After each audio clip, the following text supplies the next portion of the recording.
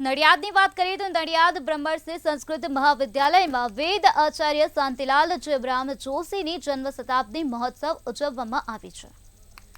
શાંતિલાલ જેવરામ જોશી સંસ્કૃત અને સંસ્કૃતિના પ્રણેતા કહેવામાં આવે છે, ત્યારે તેમના જન્મ શતાબ્દી મહોત્સવ નિમિત્તે સમગ્ર ગુજરાતની સંસ્કૃત મહાવિદ્યાલયોમાં આજરોજ સામૂહિક બ્રહ્મભોજનનું આયોજન કરવામાં આવ્યું છે।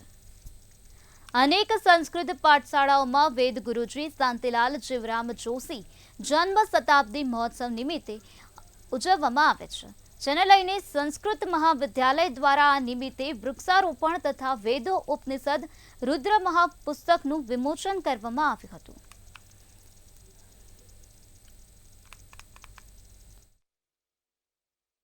વેદમૂર્તિ અને વેદના પ્રાધ્યાપક શ્રી શાંતિલાલ ગુરુજી કે જેમનું જન્મ શતાબ્દી ઉજવવામાં આવે છે, એ અનુસંધાનમાં બ્રહ્મર્ષિમાં ભણેલા બધા જે વેદના પ્રાચ્ય ઋષિકુમારો છે એ બધા મળીને એમને ઉજવે છે શતાબ્દીને। આજે ગુજરાતની તમામ પાઠશાળાઓમાં બ્રહ્મર્ષિ સંસ્કૃત મહાવિદ્યાલયની સાથે ગુજરાતની જેટલી પણ તમામ સંસ્કૃત પાઠશાળાઓ છે બધી જ પાઠશાળાઓમાં એક સાથે ઋષિકુમારોનું બ્રહ્મભોજનનું આયોજન કરવામાં આવેલ છે।